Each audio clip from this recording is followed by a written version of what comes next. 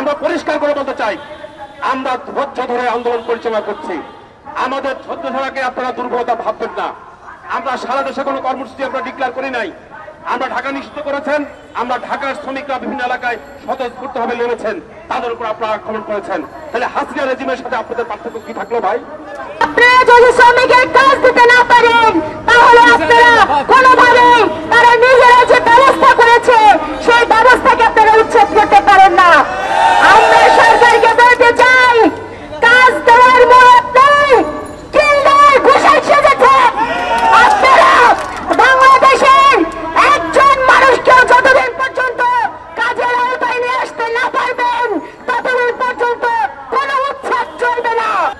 আমাদের বক্তব্য পরিষ্কার। আমরা গত 12 বছর যাবৎ আমরা রাজপথে লড়াই করছি। আমরা সেই শুরুর দিন থেকে আমরা বলেছি, একটা নীতিমালা তৈরি করুন, নীতিমালা তৈরি করে এই যে ব্যাটারি চালিত যানবাহনকে একটা নীতিমালার মধ্যে এনে এটাকে আধুনিকায়ন করে আপনি লাইসেন্স দেন, আপনি নিবন্ধন দেন, আপনি রুট পারমিট দেন।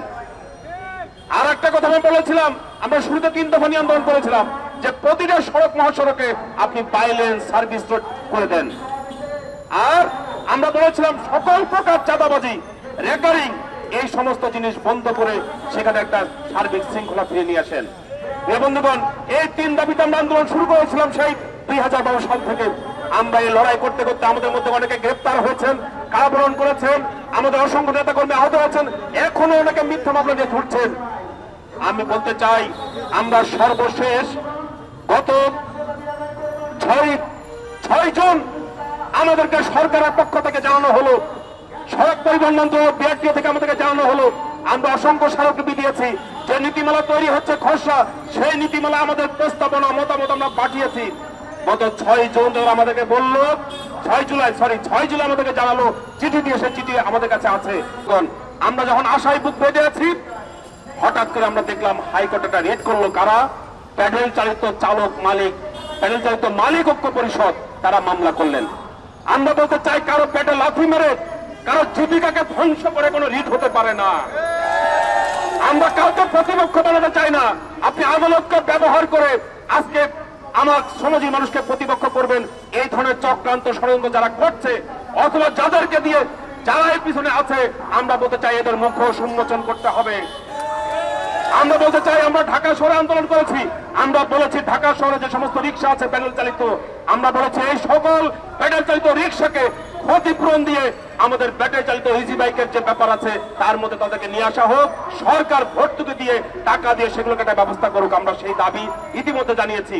কিন্তু একটি চক্র আমরা দেখলাম, এখানে মালিকের নামে, প্যাডেল চালিত রিক্সা মালিকের নামে, এরা কারা আমরা চিনি না, এদেরকে আমরা কোনোদিন দেখি নাই, হঠাৎ করে এই সমস্ত মানুষ আজকে রিট করলো। আমরা পরিষ্কার করে বলতে চাই, আমাদের মাননীয় হাইকোর্ট একটা রায় দিলেন, আদেশ দিলেন, কিন্তু আমাদের প্রশ্ন, মহামান্য সুপ্রিম কোর্ট আপনারা জানেন, বাগিগো মোটরস তারা একটা মামলা করেছিল এই গাড়িগুলোকে বন্ধ করে দেওয়ার জন্য। তখন এটা কোর্টে রায় হয়েছিল, ইজি বাইক সহ এই সমস্ত গাড়ি কোন রাস্তায় চলতে পারবে না, উৎপাদন বিপণন সব বন্ধ এবং গাড়ি ক্লোজ করা হবে। আমরা সেদিন তার বিরুদ্ধে আইনি লড়াই করেছি। 3 মাসের আইনি লড়াই করে আমরা মহামান্য সুপ্রিম কোর্টের 2টা বেঞ্চে, একদম আপিল বিভাগের 2টা বেঞ্চ, সর্বোচ্চ প্রধান বিচারপতি যিনি ছিলেন, কিংবা তারপরে যিনি হাসান ফয়েজ সিদ্দিকী এবং তারপরে আবদুল হাসান, তাদের 2 জনের নেতৃত্বে 2টা রায় আমরা 4 এপ্রিল এবং 25 এপ্রিল আমরা পেয়েছিলাম 2022 সালে।